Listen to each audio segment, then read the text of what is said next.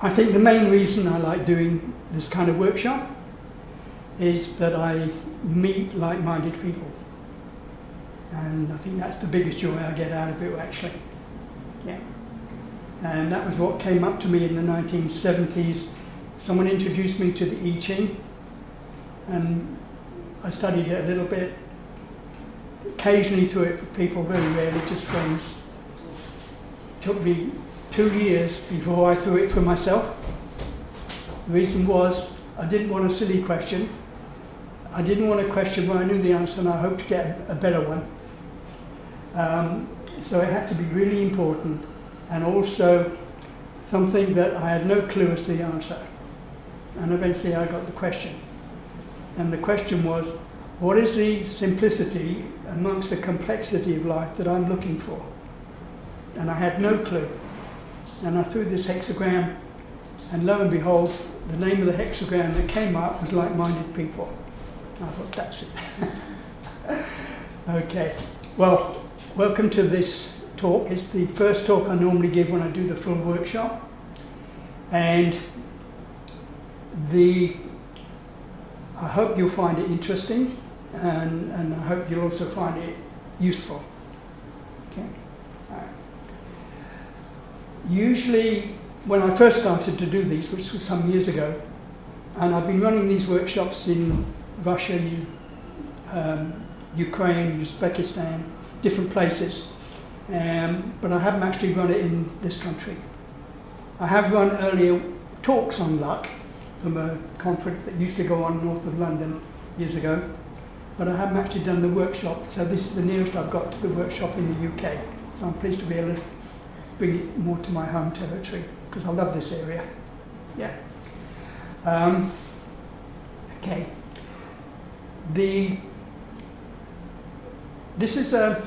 I could say I'm going to give you certain ideas. The ideas I could put into 3 categories. One is ideas that you already know, but I'm hoping that you may get more extension on how to use those ideas. I'm pushing the boundaries on ideas that you might already know about. The other one is there might be some ideas that you don't know or haven't paid much attention to, so you might find that interesting or useful. But there's a third category. It's the one I like best. When it occurs to me, I like it best of all. Hello, Star. Please be seated. We've only just started. And that is things you knew, but you didn't know you knew until you heard it. They're the ones that resonate. Oh my God, I already knew that, but I didn't know that I knew it. Like it hadn't dawned on you. To me, they're the most interesting. Yeah. Okay. So, in the beginning, when I was first doing this, I used to try to go straight into the principles of mastery of luck, which I've developed over decades.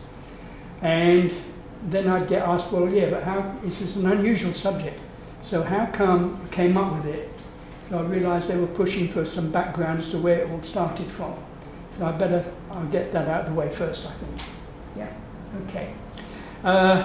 Well, I guess it came from experiences from when I was a child and when I was older. So I was actually born in 1931, and when I was 2 years old, I was taken to India. My father was a career soldier, so I was taken off to India. This was in the 1930s when it was wasn't very health and safety conscious. In fact, my mother showed me a photograph once, I'd forgotten it, and I disappeared, which I often did, which used to keep an eye on me, dragging my year younger sister with me. And so my mother was seeing a crowd of Europeans huddled around something. She didn't know what, but she knew I'd be in the center. So she goes in and she's horrified. It's the 1930s Indian version of a donkey ride. Someone had come along with an animal and I'm sitting on its back, and my sister's, it's crouched a bit like a sphinx. My sister's sitting in between the paws. It's a male lion. Yeah, that was a lovely photograph. I didn't remember it. Unfortunately, I did lose the photograph, which was unfortunate, but there you go. But that was what India was like in those days. And we did move around a lot. So education was all broken up. It didn't help your memory if you move every 6 months to somewhere. So I do have a few memories out there. One was seeing a guy walking with loincloth and ashes, and I found it, and I wanted to run after him. But the cook, who I think was Roman Catholic, called me back. It turned out he actually was a follower of Shiva. And so that was one memory I have, and a few others. But it may have influenced my thinking, because later on, my father had joined the army when I was 15, so I did it. So I joined in March 1946, actually. And I was in Army Boy Service. I'd signed away for 11 years. I didn't actually stay that long, because I had another calling later, so I purchased my discharge. I did 8 years, which is long enough, and I did get a lot out of it.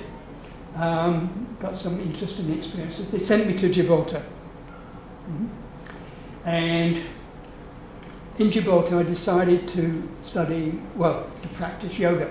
So I did prana yoga. This was in April of 1950. And so the other guys were looking at me a little bit, it's a bit strange, and I got nicknamed Yogi. I also did vacuuming. It's in the news now, where you suck in and revolve. It's been in the news now lately as a fitness thing, but I was doing that one as well. And so I had some interesting insights doing prana yoga. And one of them, because I had no guru, so I was reading Prediction magazine and trying to read some books and get an idea about this. I had no guru at all. So after one session of controlling my breathing in and out and all that, I came out of the session and I was a bit concerned, not only for a moment or two, but for momentarily I was very concerned, because it looked like I'd broken down automatic breathing. So for the rest of my life, I'm going to have to go breathe in, breathe out. Just like that joke they did for Bush. Remember the joke for Bush? When he had a little bulge on his back where they're prompting him. And the cartoon said, breathe in, breathe out. So anyway, because that automatic mechanism broke down, I then became interested. What is this? Have I found some principle that when you take over something that's been created automatically, does it break down? Can you get rid of things you don't like?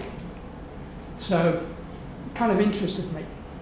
At first, for a while, I thought, I found a wonderful new principle. Actually, not quite. I found out that principle is being used everywhere, but people don't fully realize that's what they're doing. Yeah? And when I first started doing it, I think one of the first times when I tried it, I'd scalded my finger on a hot stove. So I concentrated on the finger and tried taking over the creation of the pain. And what I found, because pain in a way is like an undesired sensation. So if you desire it, it's no longer pain. Yeah? Yeah? So when I really concentrated on that pain, I was trying to increase it and put as much attention on as I could. And in the end, in the pain, I noticed a little vibration. Whether that was the nerve impulse I was picking up, but it was a little vibration. Very small, very tiny, but a little bit intense. And I took it over, and I tried to peak it as much as I could. Once I hit the peak, and I couldn't push it any further, it would start to come down. So I took that as a signal, stop. So I stopped, and then it goes away. And I was doing that quite regularly. And then one day it occurred to me, well, if I tell somebody, they're going to say, well, it would have disappeared anyway at that rate. So I thought, okay, I'll have to do an experiment. So the next time it occurred, this is not a deliberately try this at home, don't. I had a bowl of very cold water, and the moment the pain occurred, I put my finger in the water, and of course the pain goes away, you can't feel it. But you take it out, the pain comes back. And I kept going in and out, didn't take it away. 20 minutes later, I'm still dipping the finger in to try and get rid of it and take it out, and it's still there. I thought I could get rid of this in 3 minutes, easily. So then I went back and got rid of it. Yeah. And I thought, this is really interesting. Then I came across something that I couldn't handle like that. I'd been used to doing it on little scratches. Now I did it on a little bit of a gash. And it didn't work. I thought, oh, okay, learn everything, something new every day. But I looked at the gash, I found there was a splinter in it. Once I got rid of the splinter, I could do it and it was fine. It healed up very quickly. So I realised if there's something continuing to create it, like say bacteria in a tooth infection or something else, yeah, you might get a temporary benefit, but problem is you really want to get rid of what's actually doing it, if it's something outside of you. So that was a little bit of a lesson. Yeah. I then started to use the principle on some other things. One time I was in the mess hall and a guy sat down opposite me, it was dinner, and he didn't know me very well, so I thought, a little bit arrogant to try what he tried. He started talking about the dinner, the food on my plate, telling me how awful it looked. He was trying to put me off my food. Actually, I was just a bit amused. And also, particularly as he didn't know me to do this. I mean, how does he know what's going to happen? Anyway, so I thought, oh well, fair enough, I didn't resist it. I just listened politely. And then I went into agreement with him, how bad it was. I took over the creation. I started looking at my plate, criticising, oh, God, that sausage looks like a slug. And I was going on a bit like that. I got him interested in what I was saying. Then I transferred my attention to his food. And oh my God, yours is worse. I talked a bit about that. He couldn't eat his meal, he ran away. So there were some other areas that I was using it for. But as I say, one of the things that I realised was that this principle is somewhat being used everywhere, except people don't realise the essence of it, which is taking over the creation. So you'll have a counsellor who's asked you to punch the pillar, thinking to bleed the anger out, but it really only works if you take over. In order to do that deliberately, you've got to deliberately do it. Yeah? And that's where it dissipates. And this is what happens in regression therapy. Yeah? The person might have some trauma, they don't want to look at it, but eventually you can coax them a little bit, they start looking at it. As they start looking at it, they start inspecting it, which is what you want them to do. I'm not there to tell them anything about it, or tell them what attitude they have about it. I want them to inspect. If they start inspecting, they're going to get curious. When they get curious, they're holding it there, which means they are taking over the creation of it being there. And that's what dissipates it. Yeah. So that I found very interesting. There's a film, I can't remember the name, but Robert De Niro, he was a mafia boss, and he was getting panic attacks. I'll tell you what panic attacks are in a moment. So he went for counselling, and the counsellor asked him to hit the pillar. So he takes his gun out and shoots the pillar. It was a comedy. Yeah, that was interesting. Panic attacks, by the way, are it's a memory of some past trauma, but there's no visual memory, no auditory memory, usually. Yeah. There's not even a smell or olfactory. If you just get the body sensation of past trauma, what happens in the past trauma? Your heart rate's way up. Yeah? You're feeling fear or something like that. If you only get that and you don't get the picture, you can't locate it anywhere. So it looks like, oh my God, am I having a heart attack right here and now? No, it's a memory. If you had all the pictures surrounding you, you'd realise, oh, it's from 10 years ago. Yeah? But because of that, we panic even more because you don't know what's happening. You think there's something wrong with your body. Yeah? And when you put it in the past, oh, it's back there. Okay, then it dies down. Yeah? So these were some of the areas that I started to use the principle on. And one area that I found interesting was on a nice summer day, I'm out in the park, laying on my back, it's lovely, it's sunny, there's a blue sky, a few clouds, and there might be a bunch of small clouds. I'll pick the biggest cloud and I'll try and vaporize it. There's not much mass there, so that is easier to do. Vaporizing a chair is difficult. So I put my attention out on that cloud that I picked as the biggest one out so far, and it'll fade. It'll fade faster than the others. And I don't put a lot of emphasis on willpower, trying to will it. No.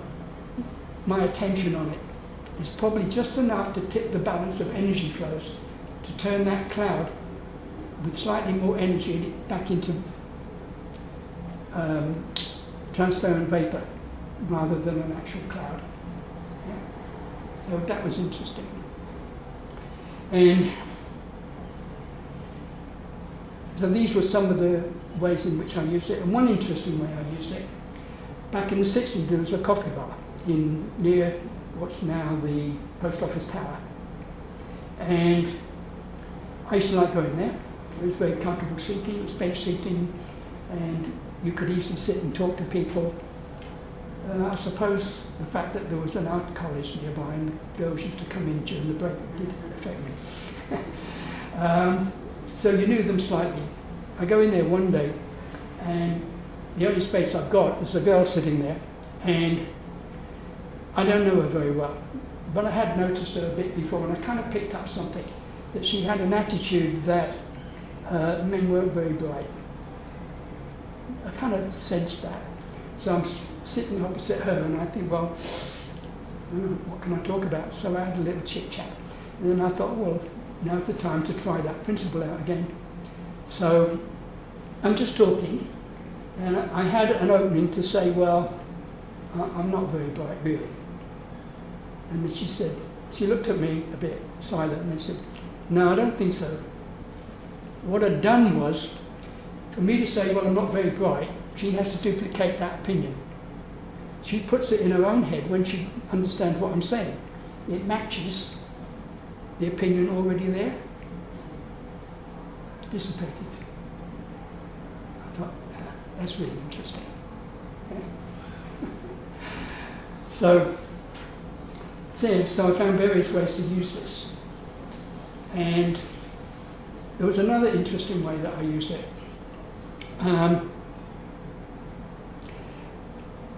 When I was in Gibraltar, that was 1952, I came across weight training, which was very rare in those days. And there was a little club, limited time to go, but I did some training for a few months, and I liked it. Particularly as the fact that when I went into the army at the age of 15, they wouldn't grade me A1. You know, that's you're fit. Yeah. I was fit, I could run, but I was very small. I weighed 70 pounds, 5 stone, at 15 years of age. I was only 5'1.5". I might have been on a slow takeoff for this life because I only found out in my 40s I was almost 3 months premature. So it may have come from that I got started slowly. So it took me, I think, till I was 21 before I weighed 9 stone, which is not a lot, not for my height. And this was when I came across weight training. So yeah, I did it. I got a lot stronger. But even then, if you took a photograph, you know these things they used to have little adverts. Charles Atlas, I think it was, and he gets sand kicked in his face by some bully, and then he does dynamic tension, and then you can chase the bully away. Well, so you get the before and after drawing of him. Well, if you've seen the photograph of me after 6 months, I look like after. I look like before. And that was as far as I could go. But I took it up much later, when I was back in England in 55. And yeah, I did it for a few months. I was doing very well on it. And then what came up was a competition. It was the Hertfordshire Strength Championship. And so I thought, oh, I'd like to win that. But I thought, I don't know what the other clubs in Hertfordshire are like. If I can get to a lower weight class, I think I can win. So I weigh 150 pounds, so I'm in the 11 stone bracket. If I get below 10 stone, I've got more chance of winning. So I took my weight down to 138 pounds. I had 6 weeks to do it, so I was losing £2 a week. Yeah. And I thought, well, I can't cut out carbs, so I can't cut out protein, so I cut out mainly carbohydrate, ate a few green peas, but nothing else. And that seemed to be the right way of doing it because I lost weight.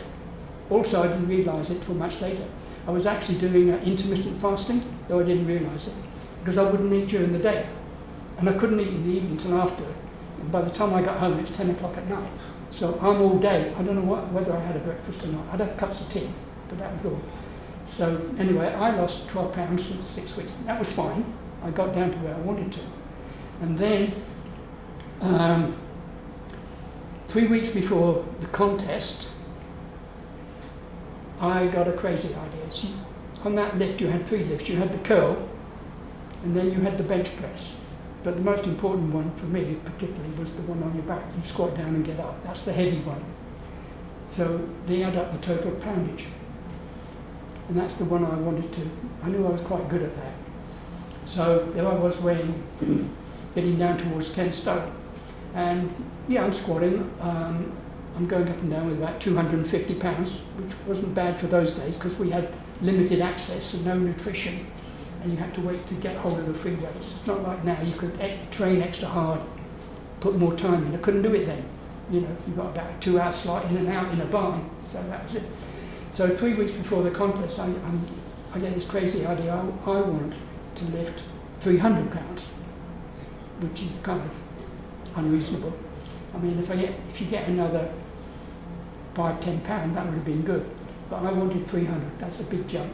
So I'm up to about 265 pounds by then. So I'm looking at this, I'm thinking, I'm not going to make it, not with training. I've got 3 weeks to go. So I thought, I had just recently read a book called Magic of Believing by Claude M. Bristol, and that was visualizing. And I thought, yeah, trouble is I don't visualize very well, I haven't got very good pictures. Not like my friend Mike, who had brilliant pictures. Anyway, so I looked at that, I thought, well, actually, my body doesn't care about the visualization, it doesn't care whether the CD looks further away or not. What's it concerned with? Well, it's concerned with the strain. That's what I've got to take over. I thought, okay. So before I went to sleep every night for 3 weeks, I imagined having 300 pounds on my back, and I thought, I can't just go down and come out off like nothing there. This makes it daydreaming. This is not real. I need it real. I've got to have it. I'm actually in the physical universe dreaming, not, you know. So what I did was, I imagined how bad a strain it would be and how heavy it felt. The only difference was, compared to real life, would be I managed to get up. It took me 20 minutes. I strained for 20 minutes to straighten my legs. And of course in real life I wouldn't even start for a second. And I got up. And the next night I did the same again. Except I made it that much easier. And the next night that much easier. By the time, the night before the contest came, in my mind's eye, I had nothing on my back. It felt like a feather. I went down and nothing. Wow. That was on the Friday. The Saturday's the contest. And contest night comes, and you're allowed 3 lifts on each exercise.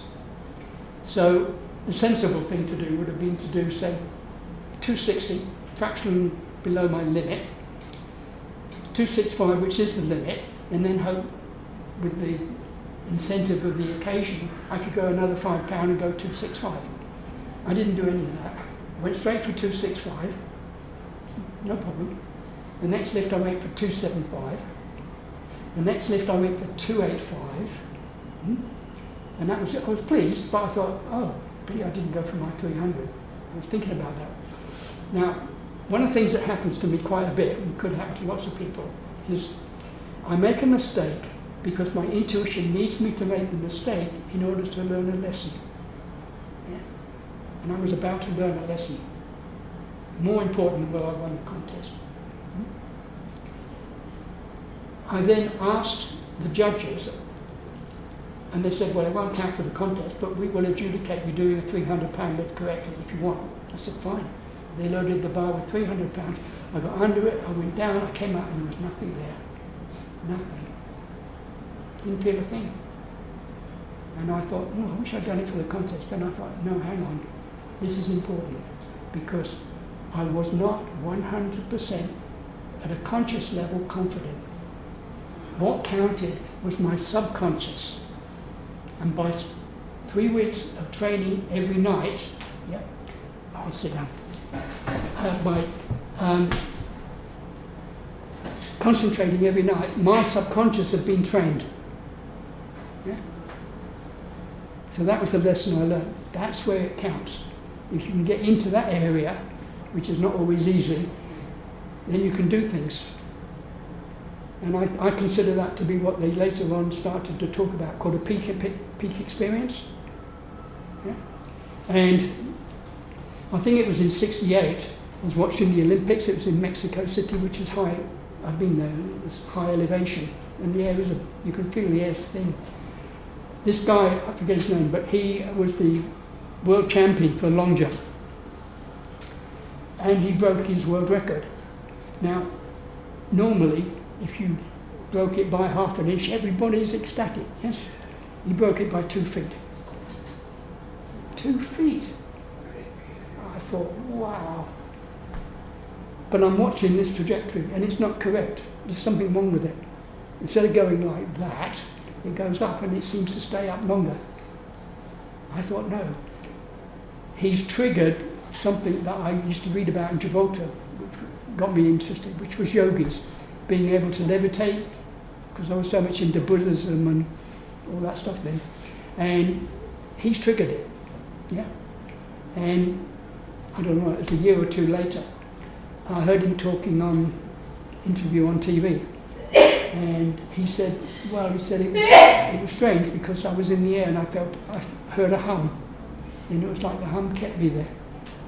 I thought, yeah, that's exactly what I used to read about. How they could use sound and vibration to levitate. Yeah. So, yeah, so I thought that's really interesting. And then I had a big challenge come up though on this principle. In '56, there was a friend of mine, Mike, the one I mentioned had brilliant mental imagery. And he was about 7 years younger than me. I think he was just 18 and I was 25. And he came to me and he had a problem. And the problem was just got himself his first girlfriend. And the mother was anti him. I think she was anti all boyfriends, really, looking for an excuse. The excuse she had this time was looked a little more valid, I suppose, to the daughter. Mike had acne. Now, this wasn't just pimples. This was boils. Yeah? I mean, they're big, swollen, some are blind boils. It was all over his face, his neck, and he'd had it before I knew him, a year or more, I suppose, I don't know. And he asked me, could I help him get rid of it? So I said, okay. You'll need to take a week off from work. So starting Monday, you come round here. I was at my parents' place. And we'll see what we can do. So I'm trying to figure out what can I do about this. Well, he was never upset about the pimples. It never bothered him. I mean, a person seeing him for the first time would flinch almost. It was that bad. And you didn't have that much clean skin, really. And as soon as one thing appeared, another one would take its place. So I thought, well, there's really no point in getting him to talk about how upset he is, because he isn't. It never bothered, he had no attention on it. It's just a problem. Okay, the only thing we can do is try and take over the creation. So he came, I sat him down in an armchair. I said, well, we're going to do a drill. And I knew one thing. I've got an 18-year-old with his first girlfriend. So what else have I got there? I've got commitment. This guy is going to work. And I needed him to work. We're not going to talk. We're not going to do dialogue. This is drilling. Time and time again. Just repeat the drill, repeat the drill, repeat the drill. Exactly what we're going to do. So I said, okay, create. I asked him what was the item he wanted to get rid of, because if I use my term, acne, it might not register. So what's the problem as far as you're concerned? I said, pimples, pimply face. I said, okay, we'll use that time, that label. Create a pimply face and impose it on your body. And he did it, and he said, yes. I said, good, thank you. Create a pimply face, impose it on your body. Yes, thank you. And we carry on like that. So I'm thinking, okay, I don't even know if this is going to work. Okay, how can I beef this up? Okay, create 2 pimply faces, impose it on your body. And we carry on like that. Eventually it gets to half a dozen pimply faces. Eventually I change it. It's a stream of pimply faces, impose it on your body. And he's working. It's no conversation, that's all we're doing. And okay, eventually I went to 2 streams. Eventually I got to 6 streams. That was the drill. Create 6 streams of pimply faces, impose it on your body. And we've been going, I don't know whether we took a tea break, but we've been doing it 5 hours. I mean, the guy has to be committed, but I knew he would be. Yeah. So I'm 5 hours I'm thinking, how on earth can I beef this up even more? Because I'd seen nothing to indicate to me that we'd achieved anything. And I can't, if I increase the number, will he get to the point where he says, oh, I can't hold that number in my mind, and I didn't know where it would stop anyway. I can't afford him to have a loss, a defeat. That's no good. I've got to avoid it. So I thought, well, there is another way I can beef it up without increasing the number.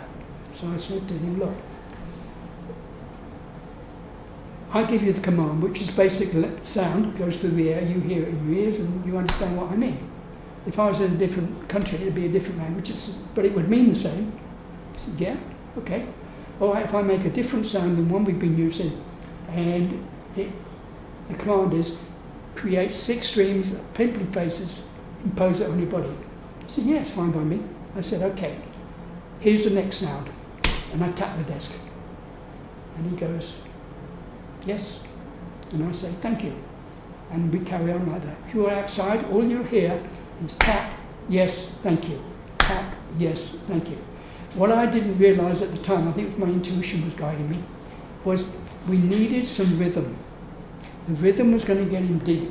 Other than that, I wasn't going to get him deep enough. It was very useful in, as it turned out, in what happened at the end, that I was into a large 6 streams, lots of pimply faces, not just one. That did help, and the 5 hours of drilling helped, but I had to get to this crucial point, otherwise it wouldn't have worked. I saw that in hindsight. So we're going on a bit more, we've done 6 hours, and all of a sudden in the armchair his body shakes. Well, I've got to now ask somebody, I've got to know what's going on. What happened? He said, well, I didn't do this deliberately. There was a mountain, it appeared on its own. This mountain was composed totally of pimply faces, and they fell in on top of me. I thought, I think that means he's not at a subconscious level resisting. When you resist something, you can make it persist. Yeah. And I thought, that's it. So I said, well, how are you doing? He said, I feel fine, I feel great. I said, okay, I think we should end for the day. We've done 6 hours. Come back tomorrow, we'll think of something else to do, which we did, but nothing to do with pimples. And 1 week later, 1/3 of the pimples are gone. 3 weeks later, they were all gone. Those pimples had been there for 3 years, and they never came back. Yeah. So I thought, gee, that was really interesting. And my mother knew we were doing something strange. I mean, she was a little bit intuitive herself, but she was a bit nervous about strange things. So when I mentioned, well, and she could see it anyway, his face had completely cleared up. She said, oh, I expect he changed his diet. And I thought, yeah. As it happened, I'm glad she said that. He gave me a clue. He gave me my definition of luck. Luck is the combined effect of unknown decisions. When you cannot see the connection between a cause and an effect, you can put it down to luck. Yeah?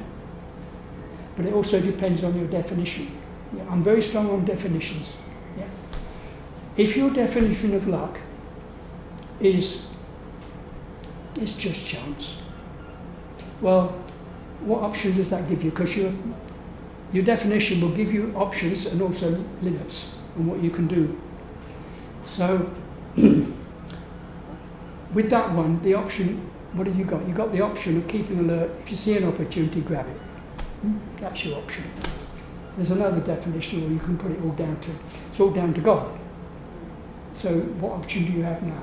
you have another one called pray. But if you have a couple, and one of them prays for something to happen, like a better job, and it turns up, as far as he's concerned, God did it. My prayer did it. What does this partner think? No, just luck, just chance, coincidence. Yeah. So this is where you have to be. This is where it was so useful for me to have that definition of the combined effect of unknown decisions.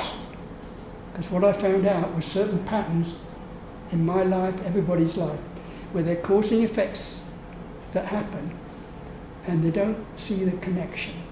So I started to teach people how to spot what type of discord you're producing that will have this type of effect. And I could actually predict sometimes this person will have this type of accident.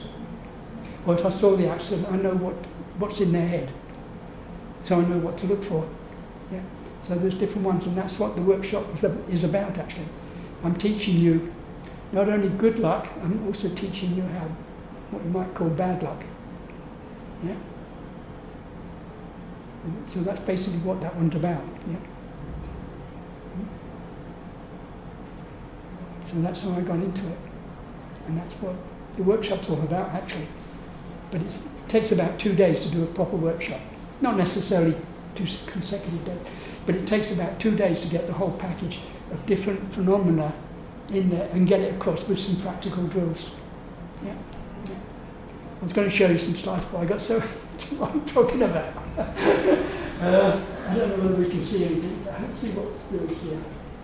No, that was just a lovely place that I loved, when foothills of the Himalayas, and that was the lake I would always run away to. If they couldn't find me, that's where I'd gone. And it's tears from the eyes shape. And the legend is that Shiva, who I discovered many years later, I seem to have a resonance with. The legend is he was flying over the mountains carrying his wife, Parvati, who was dead. And a tear fell from her eye, fell into the valley and created the lake. And it's a holiday resort. Yeah? So I loved it. And in Russia, one day I was doing one of these lectures and a girl had just come back from Nainital. Yeah? So that was lovely for me. And then that's Shiva. Yeah. And I do remember once having some big insight about Shiva, like a connection. And then I'm walking near Churchill Square. A girl stops me. I see a girl with pamphlets, and it's about Krishna. And I said, well, I think I'm more interested in Shiva. I said, have you got a book on Shiva? She says, no, I'll send you one. And I happened to mention this holy man that I saw when I was a child, and I wanted to run after him. And she said, oh, well, that was a follower of Shiva. I didn't know that. And so they sent me a book. And yeah, it had a legend in it about Shiva, which also rang a bell with me, but that's, I won't digress too much into that one. Yeah. And that was Gibraltar that I went to. It's just meditation. That's a slide from one of my lectures. I better not go into that one, it'd take too long. And I wouldn't be able to finish it in time. But that was, Paul Brunton was a well-known writer. He did Secret India and all that, and he spent the night in the pyramid, and I mean, 1930s, 40s, 50s, he's quite a celebrity in that area. And I ended up, by accident, this is one of these luck things, getting hold of that book. And I was looking for a book on Hatha yoga, and this one turned up. This is more Raja yoga. But I got into it, and I did have some amazing experiences, so that is part of the workshop. Yeah. Now we're getting into that. I don't get into that. There wasn't time to do it. But there is a leaflet. Shall we give out the leaflet, Nick?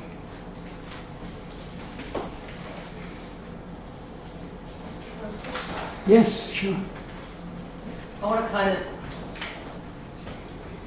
understand how I could utilise what you just told us. Uh-huh. So the reason that we're all here today is because there's one thing or another that we are not combating, whether that's finances, I don't know, weight, whatever. We've all got our thing, haven't we? Yes. So what I heard today was that, thank you, that I've always spoke about manifestation and talked about creation, and always assumed that to do that, I would bring up a mental image in my mind about the end result of what I wanted. Yeah. What I've been learning over the last 6 months for myself is that actually that's probably the furthest thing away. And so I was interested when you said that you were telling him to be the pimple.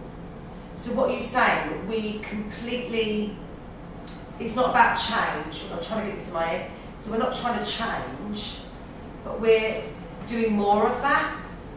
Yes, that puts you in control. That puts you into power. You become the creator of it.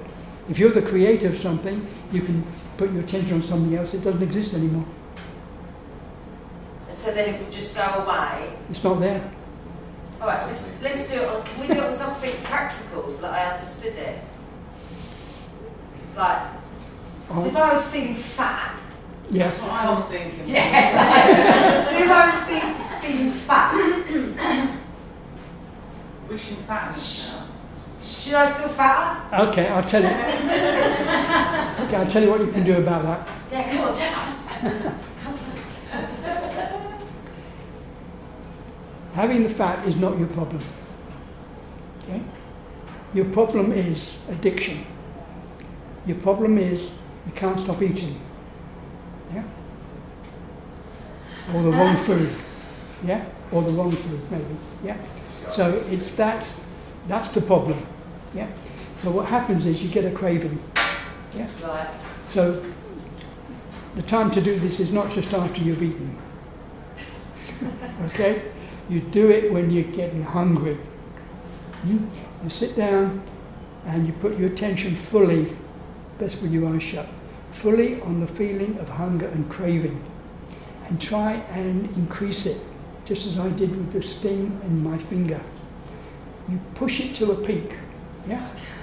And when you pushed it to a peak, there'll be a point where you can't put any more attention on it, you can't make it any more intense. And it'll start to come back despite your efforts. When it starts to come back, stop. Yeah? That's the time to give it a rest. You can always do it another day, again if you need to, but just see how you are. You can also do that with smoking, but you have to have withdrawal symptoms of smoking in order to do this. Yeah? Try and get being in the feeling and then increasing the feeling until there's no more energy that can be put in it, and that's what you're saying. You're becoming the creator. You're taking over the creation. Which is So that's the feeling. So I thought that, but then if you're going to manifest, for example, like a property you want, right? This dream home that you're going to live in forever. Yeah. You're not going to push that away. I thought you're meant to imagine yourself in it and see yourself in it and walking around in it, being happy in it. That, I mean, always go for a simple solution first before you try anything complicated. If you can do that and it works, that's fine. But if the opposite is too entrenched inside of you, you know, like the poverty or whatever. You don't actually believe that. You might be trying to create that. You have to remove the obstacle. You don't. You have to remove the obstacle. There's something deep inside you, so your best bet, if you're doing that, there's two ways you can do it. If there's no real block to it, you can just visualize it and it'll occur. There's also some other little techniques for that, which is part of the workshop, which I'd have to teach you because skill is involved in this, actually. Yeah, that's the only thing. But if they say you're smoking and you want to give it up, don't do it when you've got a slight craving because you smoked 10 minutes ago. leave it to the last possible moment when you can hardly stand it. The closer you can get to the intensity, I'm going to grab the cigarette. That's the time to do it. Yeah. So you're saying increase that feeling I level. get it, I just got it there, my head kind of clicks.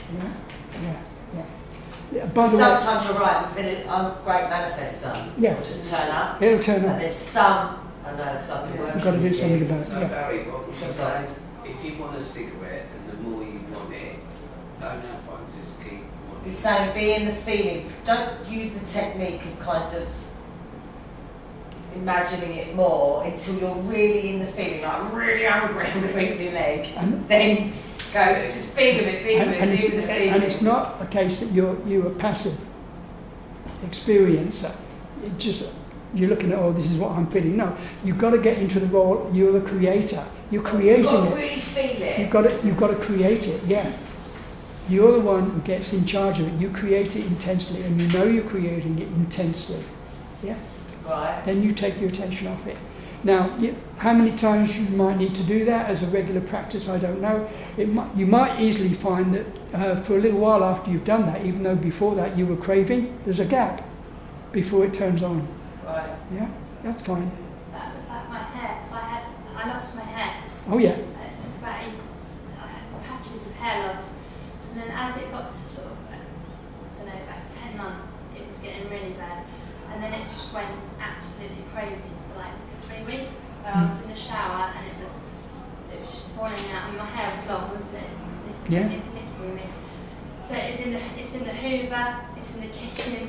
The shower in the morning is like the worst place to be, because you know when you're washing your hair and it's like it was just pouring out. So I just thought, this is not going to beat me anymore. This is not going to own. This is, I don't know if I'm trying to relay this the right way around, but and it was only after, because Becca was, you didn't say it to me, did you? But everyone kept saying to me, just shave it off, and I was like, it's easy for you to say that. It's my hair. It's the last bit that I've got, you know. Anyway. I got out of the shower and I just thought, do you know what, it's not gonna, it doesn't matter anymore. So I phoned my friend up and I said, coming down to your house, can you shave my head off? She was like, are you sure? I said, yeah, because it's just got to go. The day I shaved my head off, I haven't lost one bit of hair, it's all grown back. There you go. Remember what I said about Mike? It fell in on him. He stopped resisting it. Yeah, I think that's, and honestly, this part of my hair, about a month ago, before Becca knows, there was nothing there. Nobody knows it. Nothing. And Yeah, it's amazing. I just got, I think, is that what it is like? It was just like, I just thought, Just own it. Just I've relax. got to have this because this is happening to me and I've got to accept it and I've got to have it. And the more it was like I was feeding it. That's right. There you go. Walk into the shower was feeding it. Go into the Hoover, I'm feeding it all the time. I'm giving it the emotion of, oh no, I've got that. Because when you put, I have white tiles in my bathroom, so as my hair was coming out, one of the tiles are this big. And I'd see if I could fill a tile. I know that sounds really weird. So much hair. And then I thought, no, I'm not going to fill the tiles anymore. I'm just going to get this, I'm just going to, Yeah, very good, yeah. It's like an acceptance, isn't it? It's you've got to accept. With Mike, a few weeks later, he had the insight as to where it all started from. Yeah, and he had a recall of a past life in America about 300 years or so ago. And he'd been away, he came back, and he came upon his wife, and there she was dying with smallpox. So he walked in and he saw her face, and it was a shock. He went, oh. And that shock, he had an immediate impulse. I would rather it was me than her. That was the decision. Yeah? And that pulled that image, didn't take it away from her, because that's her creation. Yeah, but he duplicated it and he pulled it in on himself. Yeah. So later on, this lifetime, he becomes I realised he becomes a teenager. He gets a few pimples. It triggers because it's an earlier similar event. It's an earlier similar concept. Yeah. It's these concepts in your mind. Everything boils down to concepts. Yeah. Yeah. This whole universe is created on concepts. Yeah, that's where it comes from. And so, even though I can't handle, I'm better now, but I'm not as good as Mike was. I mean, by the time I'd finished that week with him doing more imagery work, he had a photographic memory. I mean, he went to college after that, and he'd left school at 14 as a barber. And I did a lot of work with him. We found all sorts of... He became a lecturer in business studies and got one of the best results in the exams. He had 9 people, teenagers, on business studies at this college. And he had these 9 people, and all 9 passed the exams, and 6 out of 9 got distinction. And this was in the newspaper. Everybody was getting bad results. Yeah. And then he got approached, would he help write a book? There was a guy writing a book on business studies. I don't know what breakthrough series, I think it was, on different areas. This was accountancy. And he became part author of one of these books on accountancy. That was because I'd done a lot of other work with him. We found amazing stuff from the sky. Yeah. Yeah. So, yeah. Interesting. By the way, on cigarettes, there are 2 cigarettes that are more damaging than the others. The worst one of all is the last cigarette at night, because you do not, unless you smoke early, because you're leaving too much smoke in your lungs. So that's the one that's most damaging. The other one that's important is the first one in the morning, because that sets the trigger. So if you can, what you can do, give yourself a little target. Okay, put a target up. Okay, I won't smoke till 5 minutes after I've woken up. And gradually increase it 6 minutes. Don't jump the gun too much. Yeah, you get a better, everything's done in gradients, yeah? And you can gradually increase that one. And at night do the same. Instead of having 10 minutes before you go to bed, make it 20 minutes, then make it an hour. And get it. So you're concentrating on times when you're not smoking. You're not concentrating on in between that when you don't necessarily have to say, oh, I'm going to limit how many cigarettes. That's putting a deprivation in your mind. This other one is concentrating on good moments and good moments. One in the morning, one in the evening. Not on the, oh, I'm being deprived. Yeah.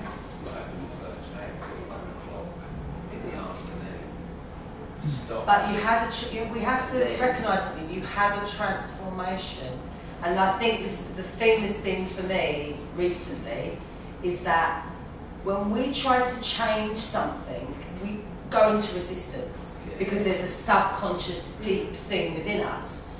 When we transform, or something happens that transforms us, then the addictions go away. I mean, I'm a healer, I've healed loads of things, but I'm still smoking a fag.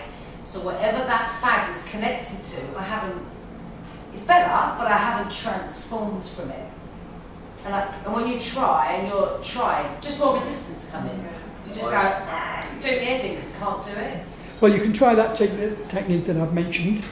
I mean, there are some processes I would use, some techniques, but they would be difficult to do on your own, but I'll mention them. One is,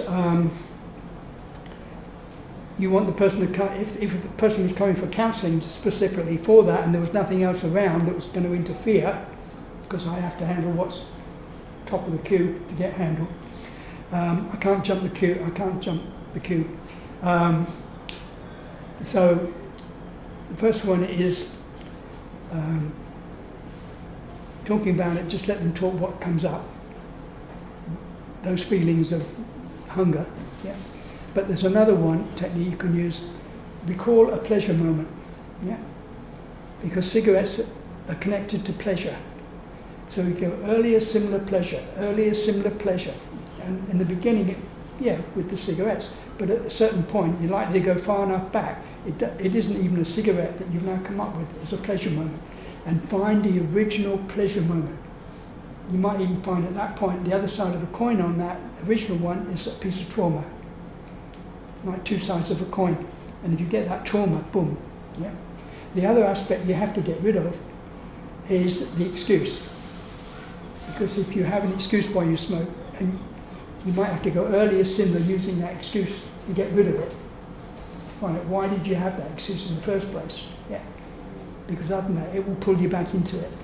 So those are the main things you can do. Excuses for it. Yeah. How long is the workshop? It takes about 2 days. Are you going to do that back to back, or are you? I haven't decided. I don't mind doing it Saturday and Sunday, say, or doing it 2 separate weekends, or whatever's easier for people. I don't mind. But it's normally from something like 10 till 4 is the way I used to do it in the other places. And that usually is enough time to get in the minimum packages that I want. I mean, I do have a lot of other stuff, some way out stuff, but it's not suitable unless you've done this Mastery of Luck one. I mean, some of the stuff is way out, but you can't do it. You can't do it unless you know these basics, because otherwise you wouldn't be able to handle it. Because the thing about this is that it's not only a science. I called it science, art and philosophy, yeah, because there's some hard and fast rules to it, so that makes it science. There's also a lot of deep philosophy to it, behind it, supporting it. And then there's also art, because you need a skill, yeah. When you develop that skill, you start to develop what you could call second sight. It's not that you've got a third eye, physical eye, but it means you're looking at something and you see through something, or you see something other people don't see. You start to see patterns. Yeah? Oh my God. Yeah? And you can see these things. So that develops your third eye. Yeah, in that sense. Yeah. Yep. Thank you, Barry. You're welcome. Very interesting. I'm going to book in to do When are you doing it, Barry? When are you doing it? I don't know. Decided, have we? Hmm? You haven't decided, really. We haven't decided. It's what's convenient for people. When would be convenient for you? Tomorrow. Yeah, we think so. We're not letting you leave. We're just back on that. Yeah. Well, we're on it. We'll start arranging it out. Start arranging it. Putting it out. If you find out when most people want it, that's when I can do it. Yeah, Right. I will need a little bit of notice because I've got other commitments and other things. I'm not going off to Russia I don't think we this should do summer. it for the month of August because it's too hot. Huh? And everyone seems to be away and Yeah, whatever. September. September, when it, Yeah, late September? yeah, I can do that. Yeah. Late September? That's fine. I'll look at the. Yes. Yeah, that's all right. We're not doing anything in September. I'll look at the dates and we'll find a date. Yeah, it's probably good because I mean this is not a seminar No. where you talk and you discuss We're going it. to be. This is workshop. Yeah. So there are little drills. They're pleasant little drills, and people enjoy them. But it is activity. Yeah. Cool. So we'll start working on it, eh? Yeah. Interesting. Good. Thanks, Barry. Thank you, very, and thank you for being here. It gives me a chance to do it. Thank you. Thank you. I just wanted to let everybody know that Barry does one-on-one sessions, and that's I met Barry through a water demo through Nick, and I was like, oh my God, you look amazing. I need to talk to you. Why do you look so good? He's 87, like, he just looks amazing. What's the secret? He's smart, I think. Just thinking he's happy all the time. The basic reason is trying to be in harmony. Yeah. If I find a discord, get rid of it.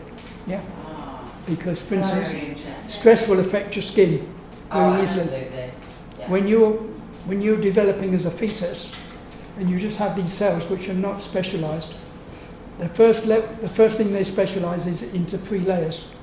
One of those layers has to do with nerves and skin, surface material, and that includes the surface inside your gut as well, yeah, and inside your mouth and all that. And so they come from this one layer. That's why when a person has asthma, sometimes they have an asthma attack, sometimes it dies down, but then they might get a skin condition. And it's because of that linkage. There's another level which includes all your muscles and organs and things, yeah. So I have to say, since I've been working with Barry, I'm always seeking out a new thing. And I kind of went to Barry. Barry like, what do you want then, Becky? I went, I want 80 million. I said 80 million then, because I need 80 million. It turns out I didn't need 80 million. But actually I've done so much releasing. There's been a few points where I thought I'm going to go off my head because it's been difficult for me. But as Barry said, I was discharging at like 40s and above. where it's usually like 10. But I am feeling really good, really peaceful from that, and stuff that I didn't even really recognise. Because once you've dealt with the trauma, we talk about it all the time, like when you're crying sometimes, are you crying because of the memory? And like, no. You're crying because there's a residual feeling within the cell, there's an imprint within the cell, and if you have a one-on-one with Barry, that's what he kind of releases for you. I need this. Yeah, I believe that everybody should experience it once, and the people that have experienced have been like, because Barry's not prompting me to do anything, it's very organic, but it just comes. It's a really, it provides a really nice, safe, calm space for Yeah, you. if you provide a very nice space, it just naturally comes up. Yeah. The less I do, the better things are going. Yeah. I mean, I will get in if needed and steer a little bit. I try to gently steer. But normally things just come up. And also, I use a biofeedback on my computer, which Nick brilliantly designed. Calls it Mind Walker. And So you're actually holding a rod, and that's a gold rod, it's giving it an indication of what you which has a really are. Wi-Fi connection to the computer. Yeah. As an example, I came to because I thought, I'm going to kill myself, it's the abuse. I was doing all that for about 4 days one night. And I got to Farron and I'm like, oh, I'm going to rip my skin off, and I don't know what it is, and it must be the abuse, it's the abuse. And then, bingo, it wasn't. And underneath it all was this other stuff. And it's so liberating. Yeah. In fact, Beck and I came up with a new label for what I'm doing. Yes. Because Beck said, well, actually what you're doing is more than counselling. And yeah, I'm not giving advice. Yeah, I'm actually providing a safe space which allows things to come up. And probably because I'm non-judgmental and don't have an opinion, yeah, I'm probably synchronising our brainwaves.